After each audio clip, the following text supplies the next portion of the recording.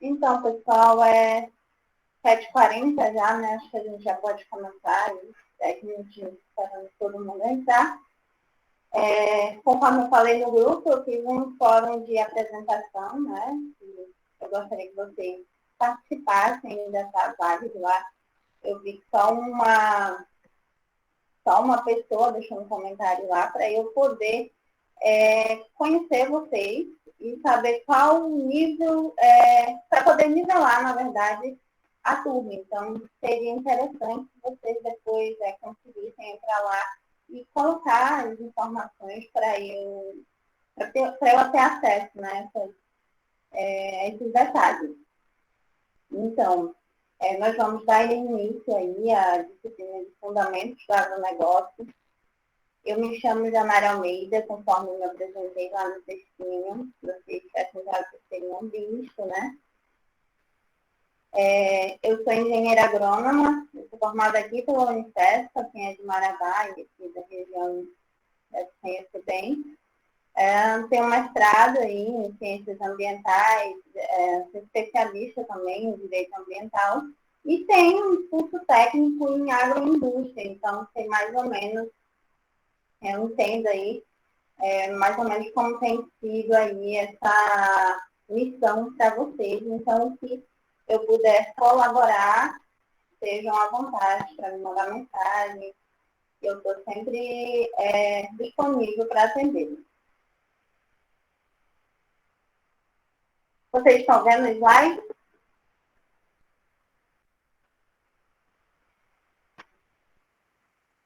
Pessoal? Sim, estou vendo.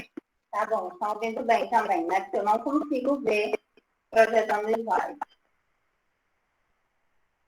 Então, eu coloquei aqui o cronograma de algumas atividades, né, que já foi estabelecida aí no calendário pela instituição. Hoje nós teremos aí a nossa primeira aula síncrona para cumprir aí com esse calendário. A gente vai conversar um pouquinho sobre o tema 1, 2, 3 da apostila, que vocês têm acesso no ambiente virtual. Do dia 8 ao dia 21, a gente tem aí a missão, né, de estar realizando aí a atividade reflexiva. Para essa atividade reflexiva, eu vou trazer para vocês informações mais contextualizadas para a nossa realidade, né? Acredito, pelo que a Yara me disse, a maioria, ou se não todo mundo, é daqui da região. Então, nessa atividade reflexiva, já vou adiantando para vocês, a gente vai saber um pouco mais detalhado acerca do agronegócio na mesorregião sudeste paraense. Dia 22 de novembro, nós temos agendado já um chat. No dia 2 de dezembro, a nossa segunda aula síncrona, com os temas 7, 8 e 9. A gente pode readequar, caso vocês tenham interesse, podem também sugerir aí os temas que a gente pode estar abordando na aula síncrona, né? Conforme as dificuldades de vocês. Então, isso pode ser totalmente ajustável, só me procurar, mandar mensagem que a gente conversa direitinho. E as provas teórica e prática estão agendadas para o dia 3 ao dia 6 de dezembro, e a gente vai conversando aí ao longo da disciplina. Provavelmente na segunda aula síncrona a gente conversa um pouco mais sobre como vai ser a prova prática. Muito bem, como eu já disse, os temas da aula de hoje, os temas 1, 2 e 3, a gente vai falar um pouquinho do agronegócio, do cenário, né, do agronegócio, tanto no mundo quanto no Brasil, a biotecnologia na agropecuária e o mercado agropecuário. E aí eu queria saber de vocês, na apostila tem algumas informações, né, trazendo a importância do agronegócio, mas eu queria que pelo menos um de vocês me falasse, na opinião de vocês, né, qual que é a importância do agronegócio para o país, para a economia. Alguém sabia?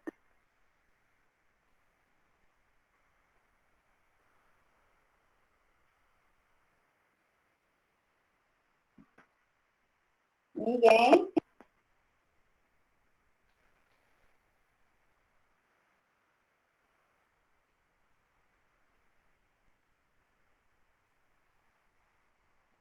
Então, né? Dentre as várias importâncias que o setor do agronegócio tem atualmente para a economia, para o país como um todo, nós podemos citar duas delas, que é o fato do agronegócio ele conseguir aí atender tanto as demandas internas quanto externas, né, devido à alta capacidade produtiva que o país tem exercendo ao longo aí dos últimos anos, e também por ser um setor que tem garantido a estabilidade monetária, controlando os índices de inflação. Aqui na tabelinha que traz aí a balança comercial brasileira, né, de 2018 e 2019, nós conseguimos ver qual é esse papel do agronegócio na garantia aí da estabilidade, né, monetária do país. E aqui eu arquei para vocês, né, que o agronegócio ele foi o único setor que terminou, né, 2018 e 2019 aí, com um saldo positivo na balança comercial. A balança comercial, a título de conceito, ela é o resultado, a diferença entre as exportações que o país faz e a diferença entre importação. E aí, se vocês notarem aí, em 2018, o agronegócio aí foi responsável por pouco mais de 84 bilhões aí em exportação, quanto que nesse mesmo ano a importação foi em torno de 22,50 bilhões. E quando a gente diminui, né, faz a subtração disso, a gente ainda tem aí um saldo positivo do ano de 2018, usando aí como referência, de 62,17.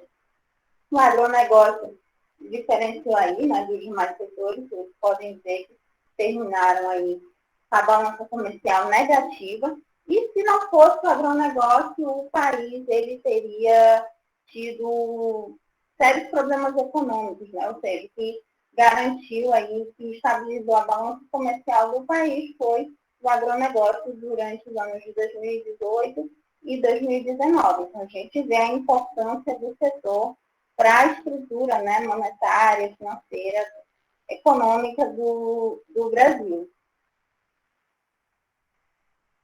Um dos fatores que está aliado, né, a esse desempenho do agronegócio no nosso país, ele está ligado ao perfil da produção agrícola que nós temos. O Brasil, nós sabemos, tem aí, né, uma diversidade bastante característica, e isso colabora para que cada região ela tenha aí um destaque produtivo e ocupe aí uma posição aí na exportação mundial. Aqui na figura e na tabela a gente tem detalhando melhor, né, o perfil dessa produção agrícola. Na região centro-oeste, a gente tem ali uma região voltada mais para a produção aí do algodão, dos grãos e da cana-de-açúcar, um perfil produtivo aí voltado para grandes produtores de trends. Trends são empresas voltadas especializadas no agronegócio. Então, como eles financiam a produção, né, e aí para os produtores, no caso, o produtor entra com trabalho, os trends são empresas que entram com o financeiro e financiam aí toda a estrutura. No Sudeste, temos aí a cultura da cana, do café, do milho. As horticulturas também são bem características na região sudeste do país. O perfil produtivo ele vai já se diferenciar aí nessa região, porque já começa, né, a participação aí mais incisiva de pequenos e médios produtores, não fica restrito só a grandes produtores, aí uma maior concentração de pequenos grupos, né, na produção da cana, do café, do milho, No sul, nós temos aí as culturas da soja, do milho, do arroz, do trigo, também envolvendo aí um perfil produtivo que diversifica aí entre pequenos, médios e produtores. Na região norte, né, na nossa região aqui, tem se destacado muito a fruticultura, principalmente o açaí. O açaí, ele tem, a cada ano, assim, no norte, alçado números consideráveis em relação à exportação. Os Estados Unidos, ele é aí o principal país que adquire, né, o nosso açaí, e a cada ano esse número ele tem sido crescente aí em relação à exportação do açaí da região norte para outros países. Por se tratar, né, da área da fruticultura, a gente também consegue ter aí um perfil mais diversificado, incluindo aí pequenos, médios e produtores. No Nordeste, se caracteriza muito as culturas da cana e da fruticultura também. No Nordeste é muito comum a produção de caju, e também tem aí esse perfil diversificado aí na produção aí por parte desses produtores, né? Então, essa diferença aí produtiva entre as regiões coloca aí o Brasil em um cenário assim, considerável na lista aí dos países que têm desenvolvido bem o agronegócio. Aqui, para reforçar, né, essa participação do país na produção e exportação mundial desses produtos agrícolas aí do ano de 2017 e 2018, a gente tem aí produtos como o açúcar, o café, a laranja, a soja, a carne bovina. Todos esses produtos entram aí, estão bem colocados em relação à exportação do país. A gente só destaca aqui, né, para a produção da laranja, que tem aí, ocupa o primeiro lugar, né, na produção. No entanto, essa produção, ela atende só ao mercado interno, então não há exportação da laranja aí para entrar, né, nesse ranking. E o leite fluido, que ocupa a quinta posição aí de produção, ou seja, é uma produção considerável, mas que a demanda interna ela acaba sendo superior, e aí a exportação ela acaba não ficando nesse ranking aí colocando o Brasil, né, numa posição de destaque. Uma das os motivos que podem ser citados, né, para essa participação do país em relação à produção e à exportação, nós podemos atribuir a três pontos. A primeira é a eficiência produtiva que nós temos. O país, ele, apesar, né, das dificuldades e das intempéries climáticas, ele tem aí uma eficiência produtiva considerável por conta muito da nossa diversidade de solo, da qualidade que a gente tem em relação às áreas produtivas, né, desenvolvidas no país.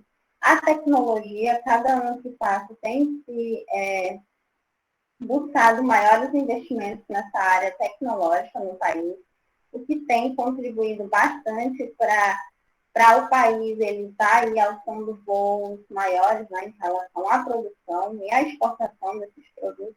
E também os incentivos governamentais, que têm sido fundamental para garantir, para dar suporte, né, para os produtores continuar produzindo. Um dos exemplos que a gente pode usar agora no cenário atual que a gente está tendo, né, com a pandemia. O setor do agronegócio ele não foi diretamente afetado, né, pela pandemia, manteve aí, segurou as pontas da economia do país, mas esses incentivos governamentais eles foram fundamentais para dar suporte aí, principalmente para os pequenos e médios produtores nesse período de pandemia, né, com restrições. Então, é um fator também que tem contribuído bastante para esse destaque produtivo do Brasil.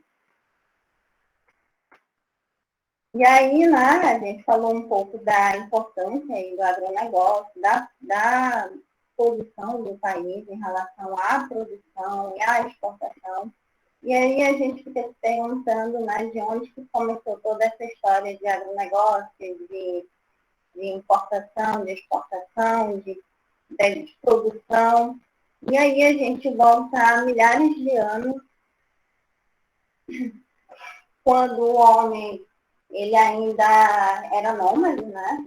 Ele começou aí com a agricultura e como a gente sabe, há muito tempo atrás os homens eles eram nômades, ou seja, eles não se fixavam em lugar, eles iam, se estabeleciam uma área, enquanto tivesse alimentação, fosse uma área favorável para o grupo permanecer, ali eles ficavam, depois de um tempo, né, com a escassez, com a mudança também na estação, eles acabavam migrando para as outras áreas.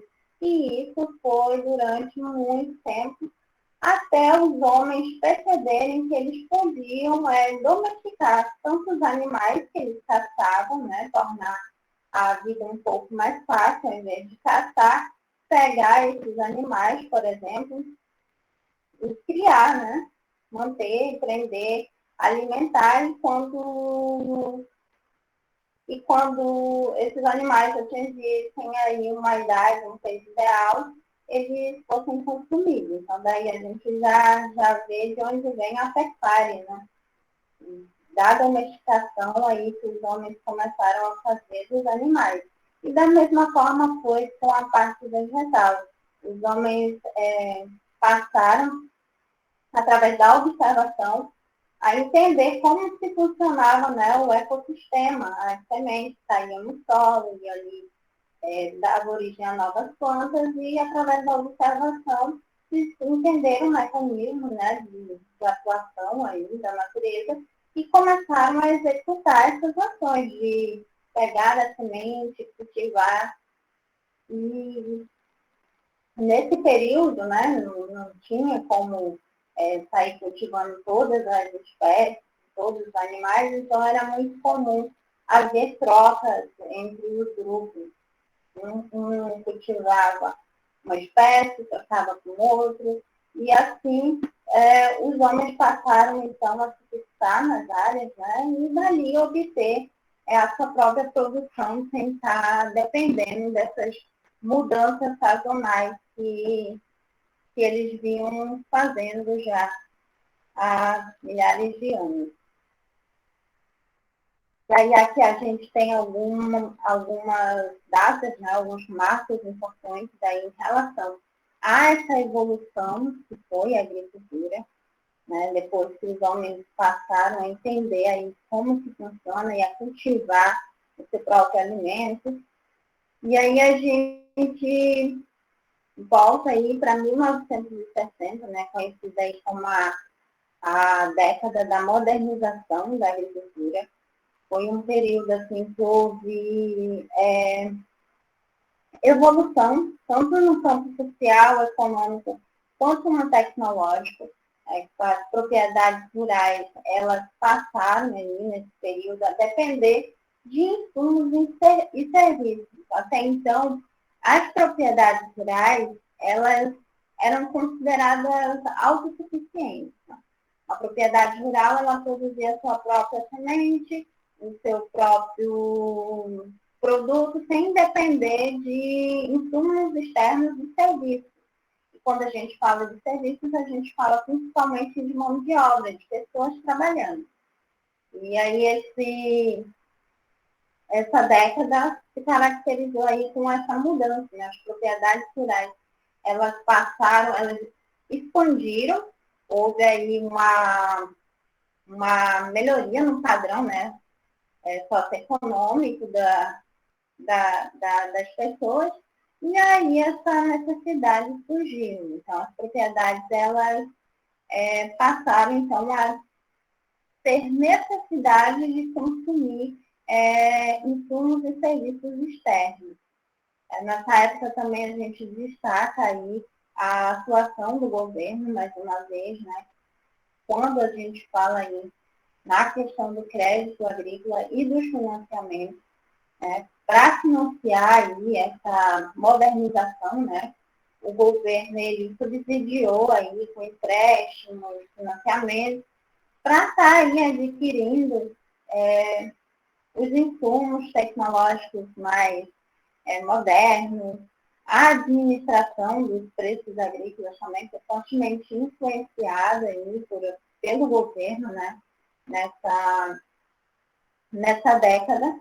Mas como, né, tudo que é bom dura pouco, tempo suficiente para entrar em pequeno colapso, né? A gente passa, então, aí para 1980 e tem aí a nossa crise mundial, né, de 80, e que teve aí considerados impactos na agricultura. Essa crise, ela é conhecida na história aí como a década perdida, porque a gente veio aí de uma sequência de anos muito bons em que as pessoas tinham acesso ao trabalho, as condições, né, econômicas melhoraram, e aí a gente entra nessa crise mundial aí, e houve aí nesse período aí um aumento considerável dos preços, as taxas de juros passaram a ser aumentaram, né? E tudo isso contribuiu aí para que os países, em geral, não foi uma coisa só nossa, é uma crise mundial. E aí, nessa época, as ações estratégicas de créditos, elas exerceram aí um papel fundamental para dar suporte, né, para a produção aí agrícola nesse período. Os créditos, eles eram voltados principalmente para agricultores familiares da época. A gente destaca também o papel aí do programa de reforma agrária, que ganhou destaque nessa época aí, em 1980. Os programas de reforma agrária são os programas, né, que é o programa que atua no país aí, com a regulamentação de terras, com a criação dos assentamentos rurais. Então, aí nessa década, inclusive quando a gente volta um pouco para a nossa história, né, para a Amazônia, nessa época aí que eu nasci na nossa região, e não sei se vocês já têm conhecimento, né, mas nós moramos em uma das regiões mais importantes do que se refere à política de reforma agrária do país. O Sudeste Paraense, a gente tem aí 514 assentamentos. É a região que mais tem assentamentos. E a maioria desses assentamentos eles foram criados nessa época aí por conta dessas ações, né, de tentar conter a crise, né, financeira da qual você falava. Entre outras ações, a gente tinha também aí soluções, né, por parte do governo para resolver aí questões de endividamento. Como estava todo mundo vendo bem, né, financeiramente, as pessoas começaram a adquirir insumos e serviços e com isso se endividaram.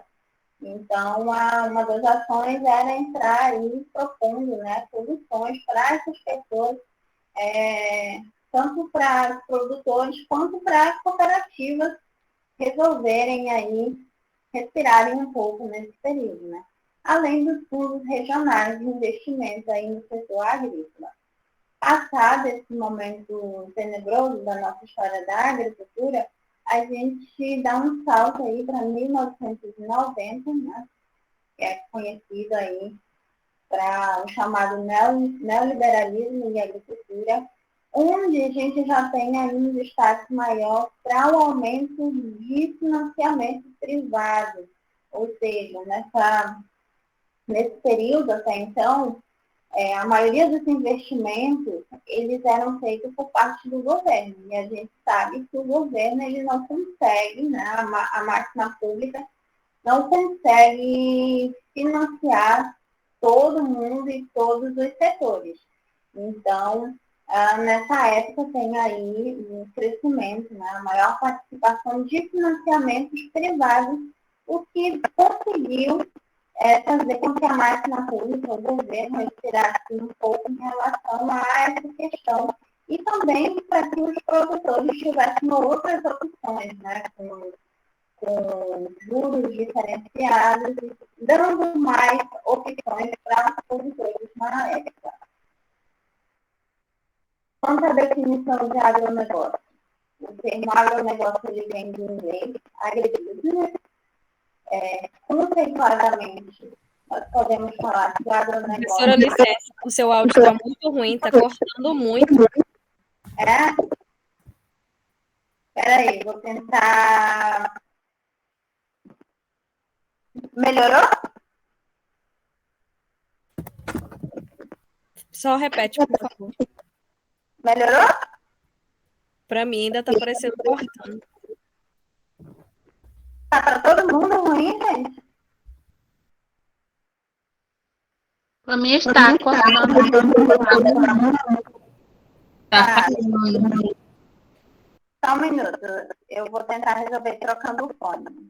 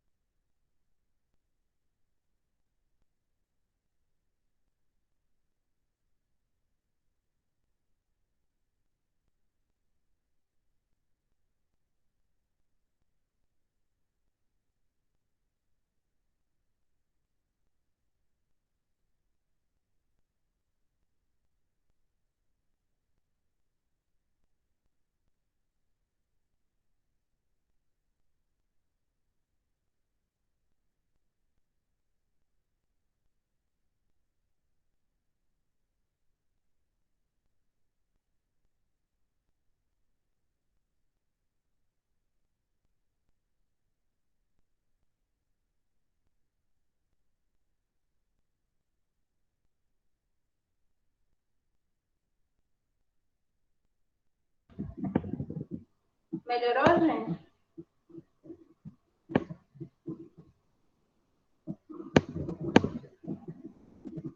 Vocês estão conseguindo me ouvir? Tá melhor agora.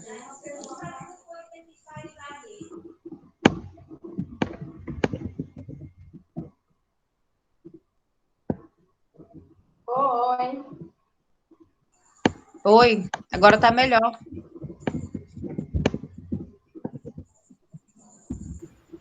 Melhorou, professor.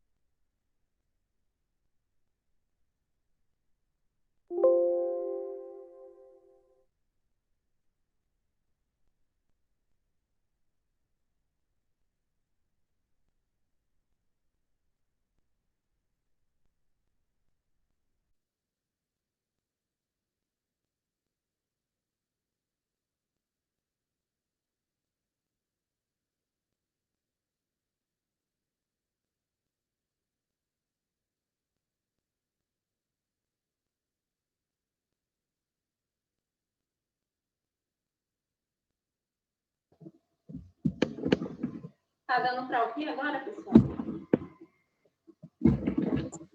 Tá sim. Positivo.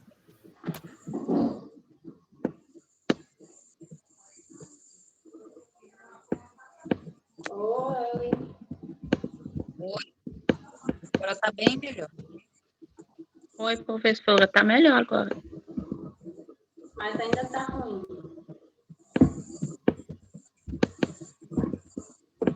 Professora, tá sendo meio abafado. Ai, gente, é o único fone que tem. Mas tá dando para ouvir direitinho, entender, apesar do... Agora tá melhor do que antes. Dá Tá. para entender. Tá bom. Tá melhor, Então, professora. tá, vamos tentar então continuar, que aí eu vou providenciar outro fone para a próxima aula, tá? E aí, vocês estavam falando aqui no chat, não estava ouvindo nada. Cadê? Agora a gente corta aqui também. Vamos sim. Vamos lá, então.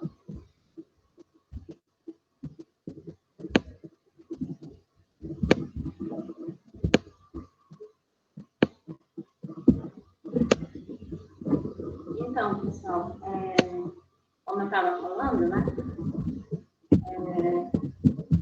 A definição do agronegócio, né, vem aí do inglês, agribusiness. Conceituadamente, a gente tem aí o agronegócio como sendo aí a soma de todas as operações de produção e distribuição de suprimentos agrícolas, das operações de produção nas unidades agrícolas, do armazenamento, do processamento, da distribuição e dos itens que são produzidos a partir deles, ou seja, da transformação desses produtos. Quando a gente fala em agronegócio, a gente não fala só da plantação de soja, a gente está falando de tudo, a gente está falando do consumidor, a gente está falando do fornecedor, né, dos insumos, dos trabalhadores, de toda a mão de obra envolvida nessa cadeia. E aqui ao lado tem aí um esquema, né, mostrando o que seria essa cadeia, né? Que vem aí desde a matéria-prima, o produto, né? A commodity que a gente tem. Commodity é um produto padronizado, né? Que o preço ele é aí organizado de acordo com o mercado aí, né? O comércio de cada país. E aí a gente tem toda uma cadeia envolvida aí, tanto industrial quanto institucional, envolvendo aí uma série, né, de infraestrutura, de trabalho, de crédito, de energia, de transporte também incluído nessa cadeia. Então, quando a gente fala de agronegócio, a gente fala de tudo, todo o processo. Não dá para se limitar só a uma parte da produção. Do início ali da matéria-prima até o final, até o produto final, até o consumidor. Então, tecnicamente, esse conceito ele pode ser definido assim. E aqui também a gente pode dividir o agronegócio, né, em 5 setores importantes. Aí, que são os fornecedores de insumos e bens de produção, que são as sementes, os fertilizantes, os produtos veterinários, quando a gente fala de produção animal, né? Os tratores envolvidos aí no processo de produção aí da soja, né? Dos preparos do solo. Então, toda essa cadeia aí pode ser incluída aí na lista de fornecedores de insumos e dos bens de produção. Um outro setor também é a produção agropecuária, né? Tanto agrícola quanto animal, aí, a produção animal, as lavouras permanentes, as temporárias, a silvicultura, aí, que é a produção aí de aves, né? Principalmente voltadas aí para a produção da madeira. A a extração vegetal, então aí uma série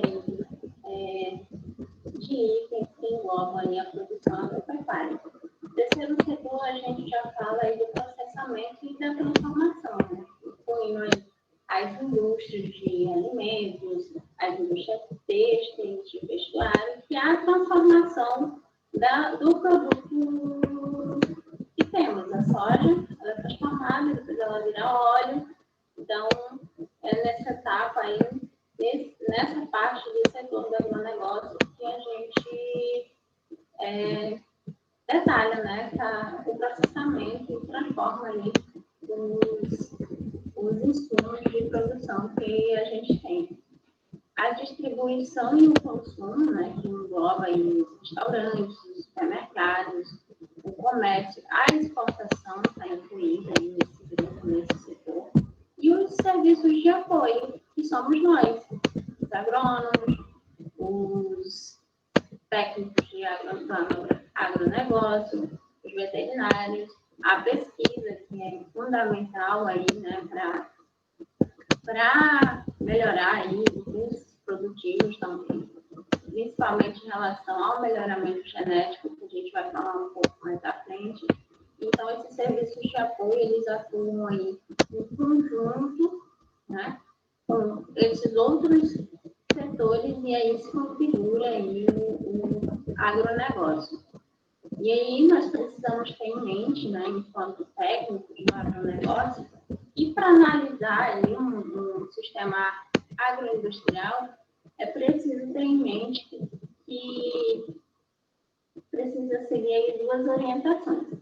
Uma é ter uma visão sistêmica, é entender que o agronegócio ele não pode, né, jamais ser analisado separadamente. A gente não pode pegar um setor desse e analisar isoladamente, sem olhar os outros setores.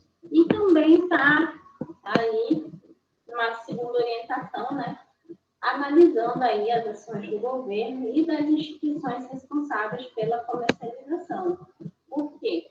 Porque são essas ações, né, essa questão da comercialização, que coloca aí o agronegócio, né, a produção agrícola em si, em diferentes patamares. Como a gente já viu, o Brasil ele se destaca aí, e muito tem a ver também com essas ações do governo de regular as instituições, né, de financiamento, de apoio. Então, tudo isso deve ser considerado quando se for analisar aí no sistema agroindustrial. E aqui a gente vai conversar um pouco agora sobre as principais cadeias produtivas do agronegócio no Brasil, tanto no Brasil quanto no mundo.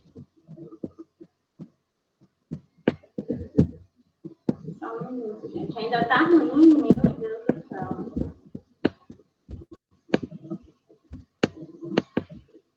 Ainda está ruim, né, a Yara? Está me falando.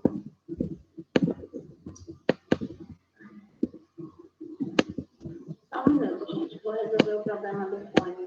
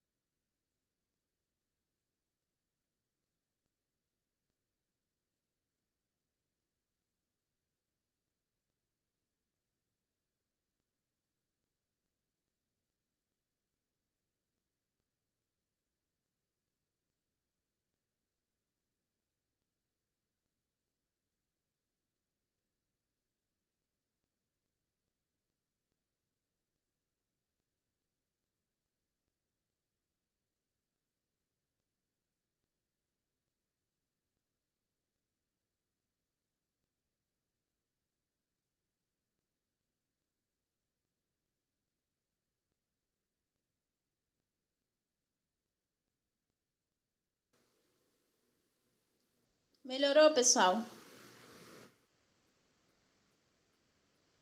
Sim. Foi, né? Tá. Vamos lá, agora vai dar certo. Então, como eu estava falando, a gente tem aí, né, algumas cadeias produtivas importantes de serem analisadas em relação ao mercado dessas cadeias produtivas no país. E aí, no tópico vegetais, a gente tem a soja, o café, a cana-de-açúcar, o algodão, o arroz, o milho, a fruticultura e o feijão. A gente vai estar conversando um pouco mais detalhadamente sobre cada uma dessas cadeias. E a de proteína animal aí, temos a carne bovina, a carne suína e a carne de frango. A soja, né? Ela é aí a principal oleaginosa produzida no mundo, que é utilizada aí, tem uma ampla utilização na produção de óleos aí para a formulação de rações e na produção de produtos substitutos de carne, né? Por exemplo, a gente tem a carne vegetal, que é oriunda aí da produção de soja.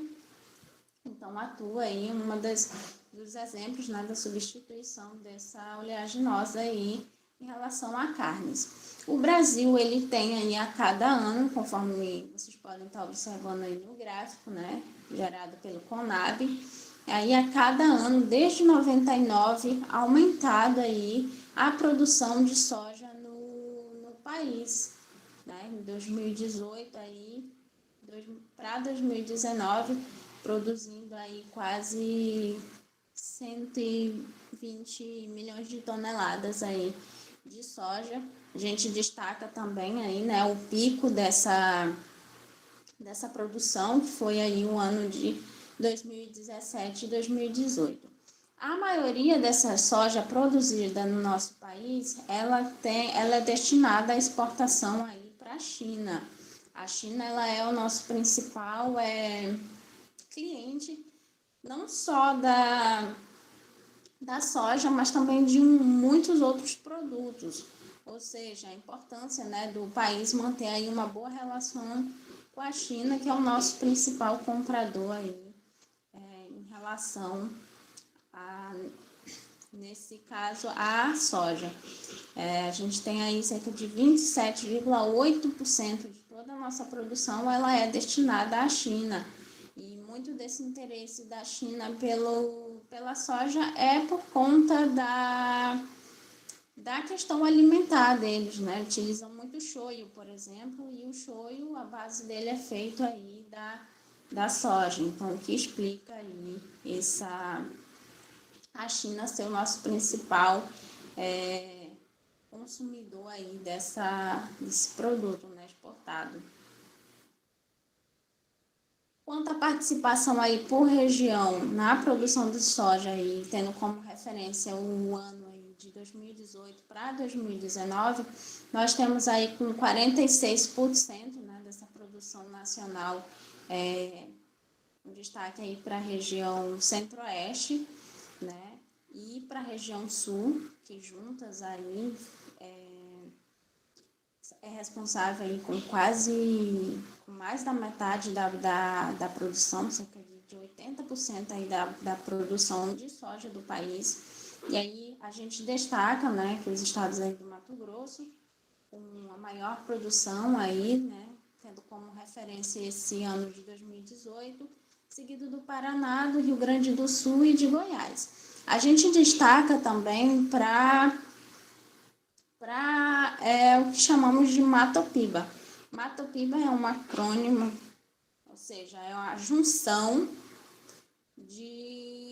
das siglas dos estados do Maranhão, do Tocantins, do Piauí e da Bahia, né? É aí uma região de cerrado que forma aí um corredor aí do agronegócio em geral, não só na produção de soja, que cada ano tem se destacado nesse setor, tanto na produção de soja quanto na produção de carne, voltada, né, para a pecuária bovina, e que tem aí, se destacou aí em 2018 e 2019 aí com um crescimento, né? Apontando aí para uma participação que espera-se que ao longo dos próximos anos vá ganhando maior destaque nesse cenário, né, brasileiro e regional que a gente tem.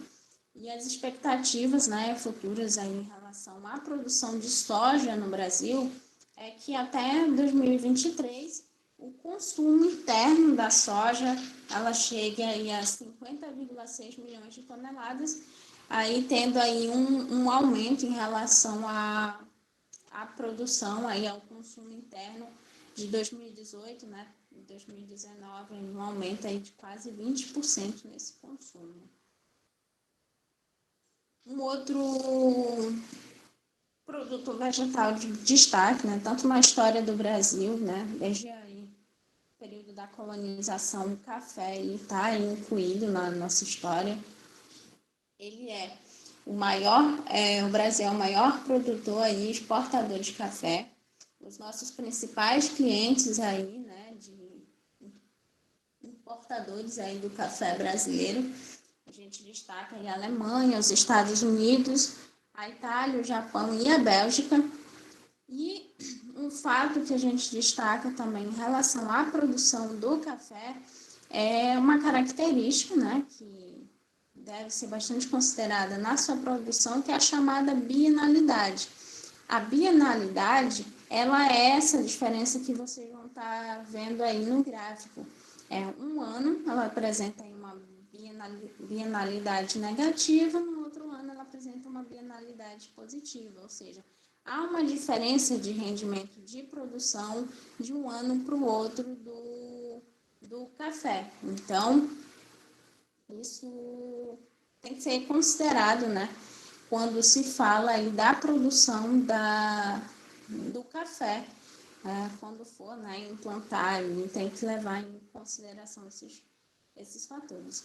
O Brasil, ele tem aí a vantagem de estar desenvolvendo aí diversos tipos e qualidade de café, e isso tem sido aí um diferencial, né, porque permite que o país atenda aí as diferentes demandas de diferentes gostos, né, diferentes países, por ter essa capacidade aí também é muito relacionada ao que eu já falei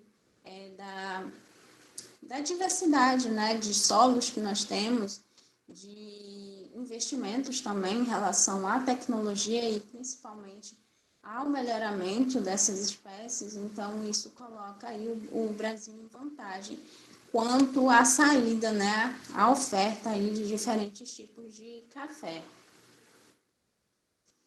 Aí aqui a gente destaca, né, para os dois principais tipos de café produzidos aí, tanto no Brasil quanto no mundo, trazendo aí destaque para o café arábica, que representa aí 59% da produção mundial da cultura de café, né, utiliza-se aí essa espécie.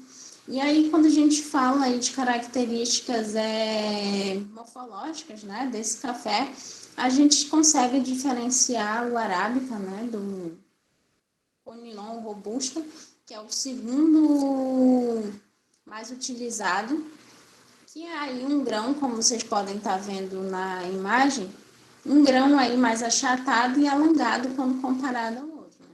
A qualidade desse café, ele está diretamente relacionada à altitude em que ele é plantado, ou seja, em que nível do mar esse café vai estar sendo cultivado. O ideal é que ele seja plantado em altitudes superiores a 900 metros. Ou seja, isso é um fator que deve ser considerado também aí no planejamento de produção, né, do café. Uma outra espécie também bastante utilizada é o Conilon ou robusta, né, que tem aí, já varia os níveis de altitude, já se pode aí, já se dá para adequar em altitudes menores, né, de 600 metros. É o grão mais utilizado aí na fabricação do café solúvel e que tem aí grande aceitação, principalmente na Europa e nos Estados Unidos. No Brasil, tem se observado ao longo desses últimos anos um decréscimo aí nas áreas cultivadas do café do tipo Conilon. Isso abre aí, né, margem aí para estar relacionado aí diretamente com a relação à otimização do manejo, né, voltada aí para essa espécie e também a oferta de material genético mais produtivo, que tem reduzido aí a utilização do Conilon nas áreas cultivadas do país. Um outro ponto,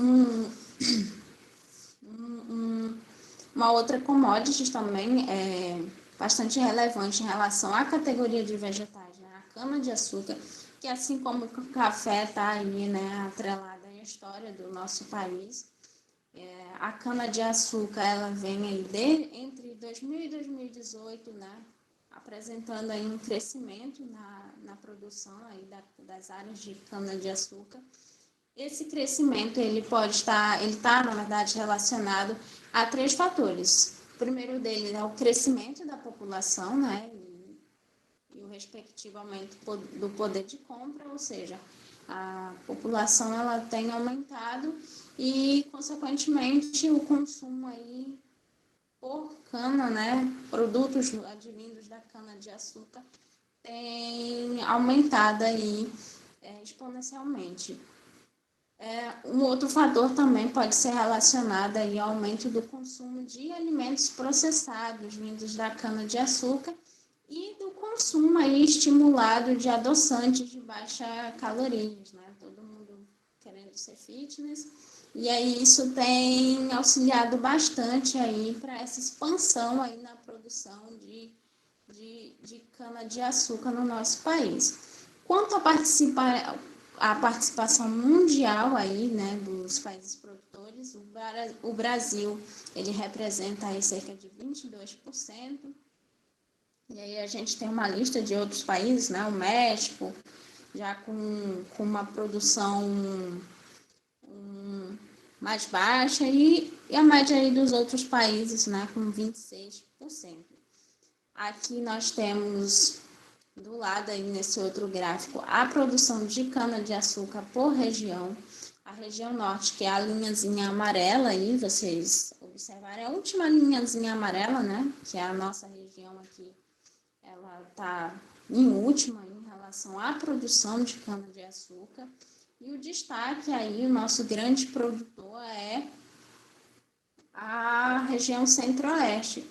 Também, assim como a soja, né, ela tem destaque aí com a questão aí da produção da cana-de-açúcar. E a gente consegue também observar aí a curva, né, a linha aí que tem sido essa produção em nível de Brasil. Essa primeira linha verdinha aí dá para ver desde 2005 até 2018 aí, tendo como referência, né, as oscilações que a gente teve aí na produção da cana-de-açúcar no país. O crescimento da cana-de-açúcar, ele também está muito relacionado com o uso do etanol no Brasil. O etanol, ele é um combustível sintético, né, que é produzido aí de recursos naturais. É uma forma mais sustentável de se obter combustíveis, né, que são chamados biocombustíveis. E a gente vê sempre falando, né, da questão da sustentabilidade, da necessidade que nós temos de estar reajustando os nossos sistemas produtivos. Então, com isso tem estimulado aí a produção da cana, já pensando, né, nesse biocombustível. A exportação do etanol aí, né, para os países que têm já investido aí nas matrizes energéticas já voltada aí para essa produção mais limpa, né, como se fala, utilizando aí o biocombustível. A região sudeste e centro-oeste aqui do nosso país são aí tem aí um destaque, né, voltado aí para maior com a maior parte da produção de usinas de cana-de-açúcar e etanol. Então, são as regiões que se destacam aí nessa produção do etanol, consequentemente na produção também aí da cana-de-açúcar. No gráfico a gente consegue observar como que esse crescimento e a produção do etanol no Brasil tem sido assim considerável ao longo dos anos. A gente vê de 2005 aí partindo do zero praticamente e tendo aí um crescimento considerável. E as expectativas é que esse crescimento ele seja maior ainda. Como eu já disse, a pauta sustentabilidade tem sido uma questão que tem dosada, né, que tem dado força para a adoção de outras formas de obtenção dos produtos do qual nós já fazemos uso. E aqui do lado a gente tem aí uma projeção aí da produção e do consumo aí do açúcar, né? Também relacionado à produção da cana-de-açúcar. A produção aí ocupando aí mais aí de 35 mil toneladas aí, e temos aí a taxa, né, de exportação e o consumo, que ele se diferencia bastante, se vocês observarem aí. A gente tem lá a primeira linha lá em cima, a azulzinha, né, relacionada à produção de açúcar do país, mas a baixa de exportação e o nosso consumo aqui, bem abaixo mesmo do que a gente produz. Então, é uma capacidade de exportar aí a cana-de-açúcar bem característico, assim, principalmente levando em consideração o fato do consumo interno. Um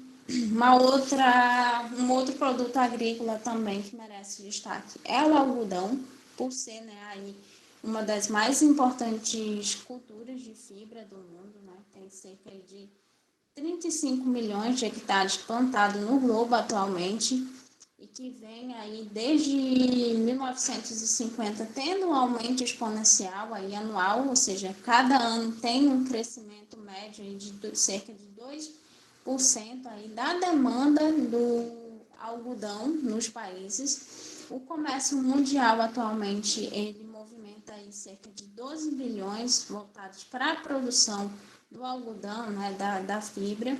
E a cadeia produtiva, ela também se destaca por ter aí mais de 350 milhões de pessoas aí envolvidas na produção dessa commodities, né?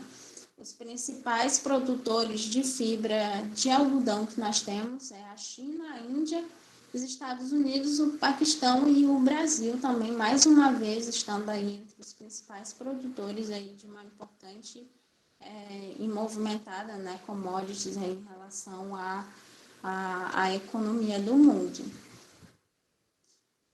Aí aqui a gente tem nesse gráficozinho que a produção mundial, né, do algodão entre 2017 e 2018, os principais países aí, o Brasil estando aí em quinto, né, ficando atrás aí da Índia, da China, dos Estados Unidos, do Paquistão e os demais países aí. E a cadeia têxtil brasileira, ela também se destaca nesse cenário, né? O Brasil, ele é o quinto maior produtor de algodão aí, de fibra, né? A fibra brasileira. E isso é atribuído principalmente à utilização aí, né, de tecnologias modernas e também dos investimentos direcionados a esse setor produtivo, de insumo e também de máquinas, né, envolvida na produção do algodão. Aqui a participação de cada região, a gente tem aí 72% voltada aí para a região centro-oeste do país. O norte aparece ali bem pequenininho, com 1%. É uma participação bem pequena mesmo em relação às outras regiões do nosso país. O arroz, né, é o nosso principal cereal de consumo do brasileiro e não fica atrás aí também em relação ao consumo no mundo, né? Fica atrás aí apenas do milho e do trigo.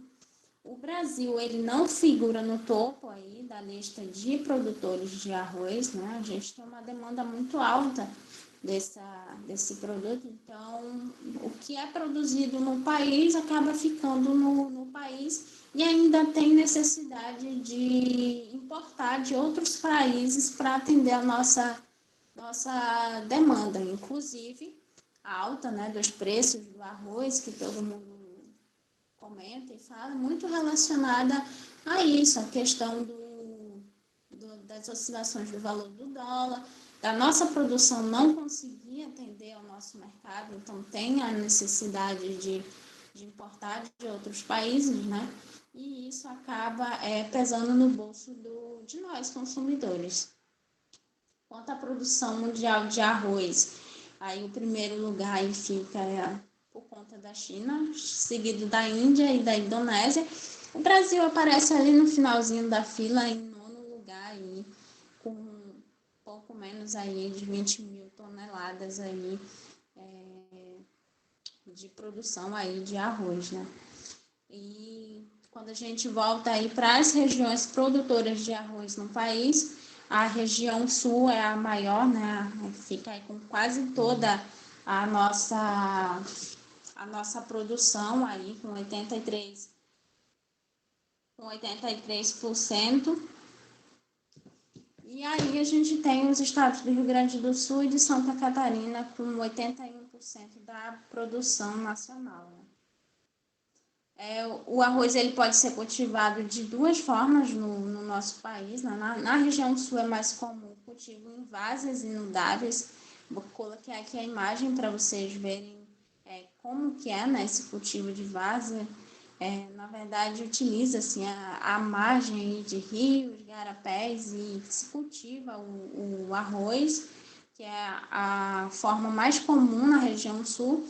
Nós temos também na região norte, nordeste e centro-oeste o cultivo mais do tipo arroz de sequeiro, principalmente em áreas de formação de pastagem. E aqui a gente tem a imagem diferenciando esses dois modos produtivos, né? O milho, ele é aí, né, o principal cereal produzido no mundo. O Brasil ele não tem aí uma posição de competitividade no âmbito mundial, mas por conta aí, né, da demanda que a gente tem, que é muito alta, 75% da demanda, né, do milho, ele é voltado aí para alimentação animal, tanto de aves e suínos. E aqui tem no gráfico, né, a distribuição dessa demanda que a gente tem. 60% da demanda aí do milho no Brasil é voltada aí para a avicultura e 32% para a suinocultura. A produção mundial de milho, o Brasil fica aqui atrás dos Estados Unidos, também ocupando aí uma posição de destaque, né? Eu vou agilizar por conta da hora, viu, minha gente? Que a Yara já está aqui me alertando sobre isso. E aí a gente passa aí para uma outra produção também, né, com destaque, que é a fruticultura. Né? Em relação aí ao panorama mundial, as frutas de clima temperado, elas são as principais, né, tanto na produção quanto no consumo, principalmente as frutas do hemisfério norte. E aí a gente destaca a maçã, a pera, essas frutas, né, mais relacionadas aí à produção e ao consumo mundial. As frutas tropicais e subtropicais, elas têm um potencial de consumo, mas elas não apresentam aí presença significativa em relação ao comércio internacional. Em 2017, o Brasil, né, ele ocupou aí o terceiro lugar quanto maior produtor de frutas, ficando apenas atrás da China e da Índia. No panorama brasileiro, a fruticultura brasileira, ela houve aí, né, um crescimento, tem aí uma produção de cerca de 40 milhões de toneladas, né, uma área aí de 2 milhões de hectares. No entanto, o consumo brasileiro de frutas ele está abaixo das recomendações da Organização Nacional, né, e da organização aí da OMS, né, Organização Mundial de Saúde, que é aí de 70 quilos.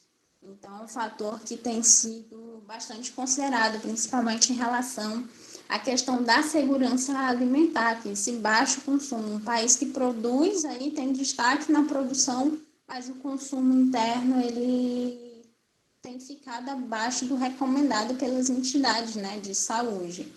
O Nordeste brasileiro ele se destaca e apesar das restrições hídricas, né, e de solo que a gente tem no Nordeste, ela tem aí a fruticultura um importante papel econômico e social nessa região, por gerar emprego e equidade, né, social em relação a essa produtividade. Aqui tem a lista das principais frutas produzidas no Brasil. A citricultura, ela se destaca, né? A laranja, o limão. O Brasil, ele produz cerca de 60% do suco de laranja que é consumido no mundo, ou seja, a produção, né? O produto já transformado. E o Brasil, ele também se destaca aí, né? No mercado de nozes, não oleaginosas, que são aí que podem ser consumidos frescos ou secos, que são as castanhas de caju, as nozes, que figura aí também na lista. A fruticultura, né, ela se diferencia aí das outras cadeias produtivas por 4 fatores. Uma delas é pela presença considerável de agricultores familiares, né, e ter essa relação direta com a questão do trabalho e do capital, ou seja, da dependência de mão de obra e de investimentos aí nessa cadeia produtiva, né? O número elevado que a gente tem de cooperativa e associações de produtores voltados para a produção de frutas e as oscilações acentuadas aí no preço, que é causado pela sazonalidade e pelo calendário dos produtos diferenciados, né? Por exemplo, o açaí tem uma determinada época do ano em que o preço baixa, mas aí na entre safra o preço ele dá uma aumentada. Então, essas oscilações aí entre safra, elas o que diferencia, né, a cadeia da fruticultura e também a existência de um comércio com um grande número de países produtores, o que envolve muitas empresas, tanto para importar quanto exportar. O feijão, ele é cultivado aí, né, em várias regiões do mundo e em relação ao Brasil, tudo que é produzido aí de feijão, ele é consumido internamente. Então, o Brasil ele é um grande produtor e ele é também um grande consumidor, porque o que ele produz, ele consome. E aí a gente consegue ver no gráfico, né, essa relação de consumo e produção do feijão. Um dos entraves aí na produção do feijão está relacionado aos altos custos, né, de transporte, a colheita do produto, que ainda é feita em grande parte manualmente, né, pelas famílias, e que utiliza aí faz aí utilização de pouca máquina, né, pouca tecnologia. A região sudeste é a maior produtora de feijão no Brasil. E para quem pretende investir no setor relacionado aí à produção de feijão, é importante estar ciente das informações sobre a formação do preço dessa commodity e também estar sempre acompanhando os fenômenos climáticos, como, por exemplo, o El Niño e La Niña, que é referente às alterações no Oceano Pacífico e que influencia aí diretamente em um clima mais quente ou na maior ocorrência de chuvas. E também está tentado trabalhar aí alinhado uma conjunta de melhoramento genético e da engenharia de alimentos. e também de estar pensando aí em 2 tipos de produto, seja um grão aí tradicional e um outro que atenda aí, né, os mercados mais exigentes de feijão, além de estar atuando no marketing aí dessa cadeia para promover, né, a maior interesse voltado nesse setor. E aí nós pulamos aqui, né, para agora, para falar um pouco sobre a questão da proteína animal. A gente traz aí destaque para a carne bovina, né, que é um dos produtos agrícolas mais amplamente consumidos aí ao redor do mundo. A produção mundial de carne bovina, aí a gente tem, mais uma vez, o Brasil figurando aí um dos principais produtores, né.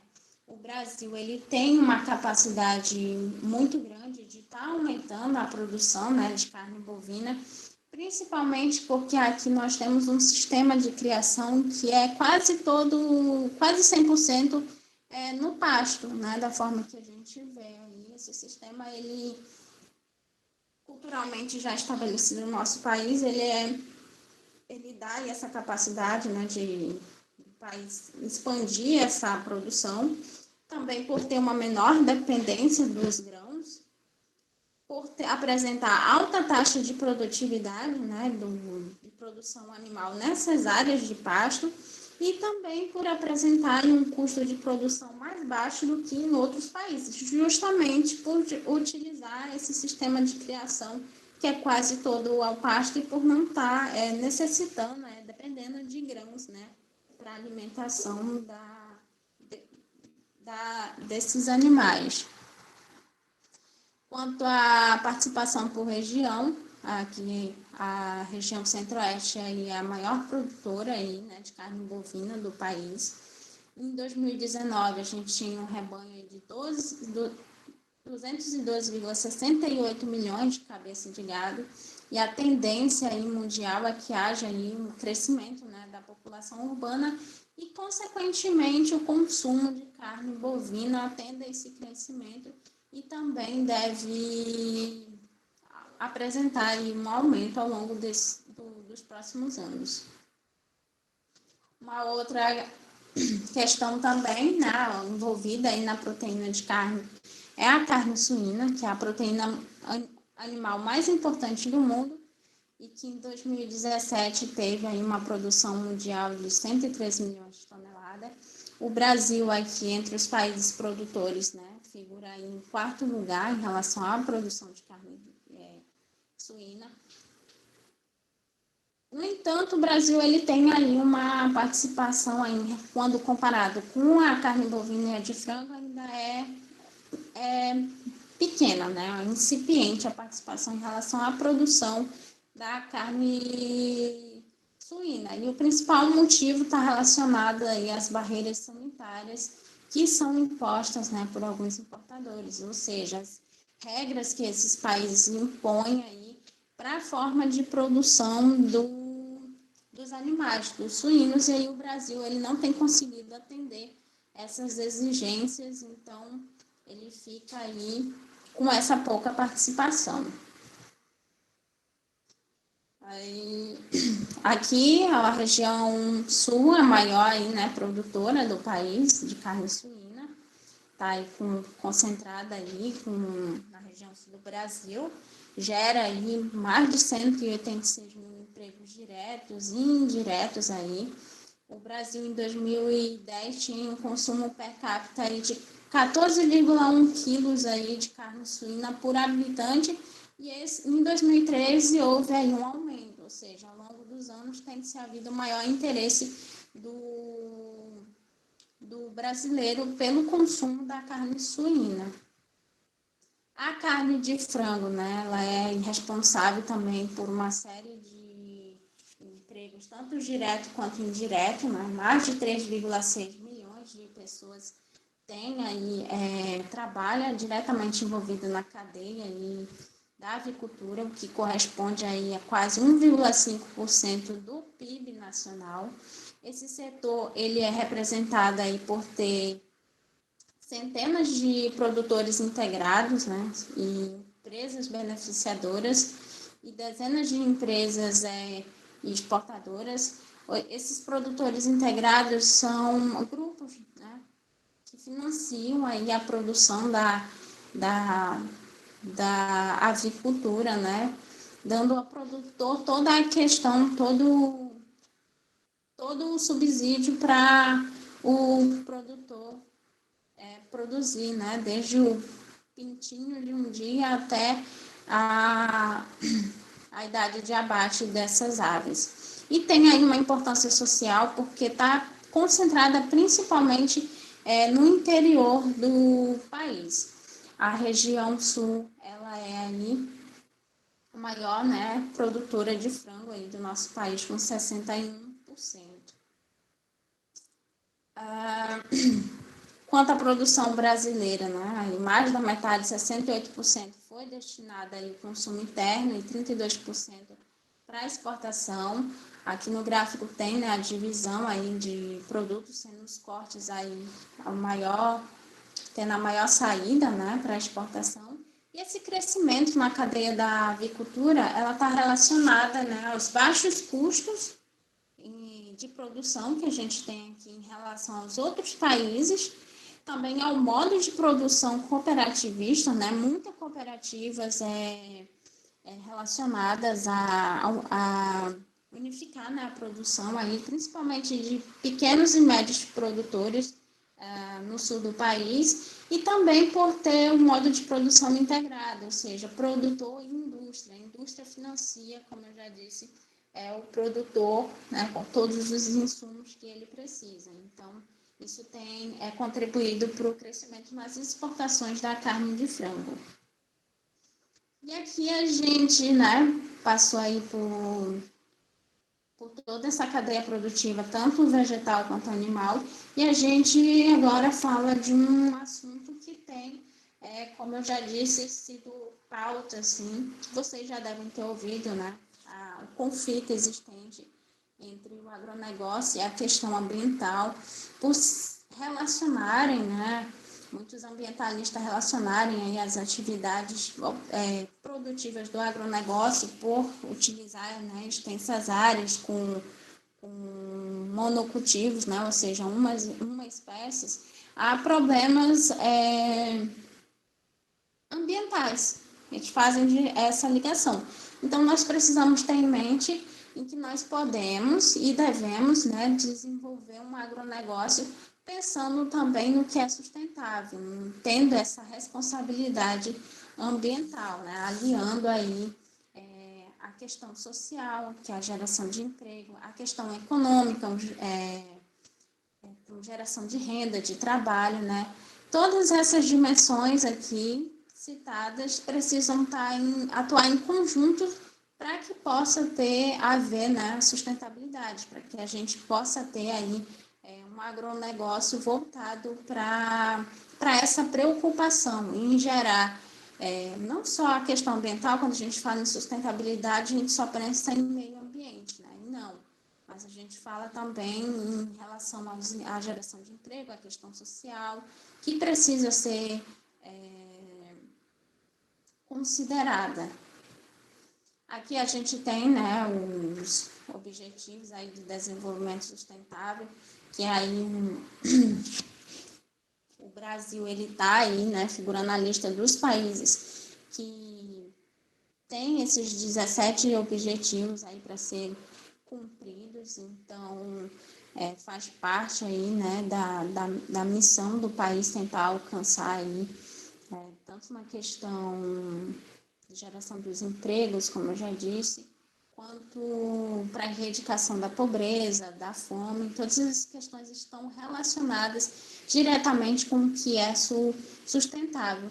E também para a redução, aí, né, uma ideia aí de redução do superconsumo, que é, né, o consumo aí voltado aí mais para a vontade do que mesmo para a necessidade, que conflitua aí com o que a gente tem observado, né, alguns setores fazendo aí, né, atuando no superconsumo e outras no subconsumo, que é os recursos, quando os recursos não são suficientes, né. E aí a gente tem o consumo verde, que são esses selos orgânicos campos que têm sido instalados aí no Brasil, né, para auxiliar aí os consumidores na identificação dos produtos, né, que seguem esses princípios da sustentabilidade. Aí aqui a gente finalizou esse aqui, eu vou avisar a Yara, que eu acho que eu já passei, só um minuto.